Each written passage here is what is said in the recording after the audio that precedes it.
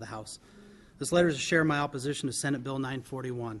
All too often, we are quick to act when it comes to gun violence, and we attempt to pass new laws that only affect law-abiding citizens. Senate Bill 941 will not provide any additional protection of Oregon citizens against violence. Criminals will still be able to access weapons by other means, and those people who commit these heinous crimes do not follow the laws we currently have in place. Senate Bill 941 will create new layers of legal barriers to already law-abiding citizens. Many citizens in my county enjoy the sport of shooting and hunting and often buy, sell, and transfer guns in a legal manner. My fear with Senate Bill 941 is that these citizens will now become at risk of being charged and prosecuted for acts they have done several times before with no negative effect on our community. As with many of these laws, it becomes very difficult for law enforcement to enforce, and there is no consideration of the financial impact on the already stressed court system and background check process already in place. It is my understanding that the Senate has made it clear that this bill will be pushed through no matter what. However, as an elected official, it is my duty to voice my concerns. It is the duty of all elected officials to listen to both sides of this table prior to making an informed decision. I do not feel this has occurred in this case, and I urge you to listen to your elected sheriffs who are opposed to this bill. As a sheriff of Yamhill County, the citizens elected me to be their voice in Salem when it comes to these issues. I swore to protect citizens I serve by keeping guns out of the hands of criminals. I also swore to not infringe on the rights of law-abiding citizens.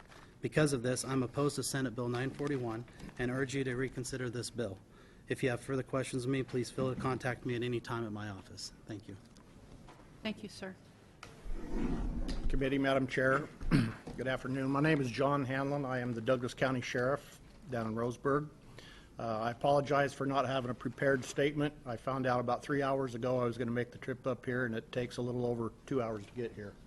So what I will do is make some comments and statements based on my experience, which consists of 26 years with the Douglas County Sheriff's Office. During that time, I've served as a patrol deputy, a patrol sergeant. I worked for 6 years doing undercover narcotics. I was the commander of the narcotics team for an additional 3 years. I was a lieutenant in charge of the major crimes investigations team, and I've been the sheriff now for 7 years.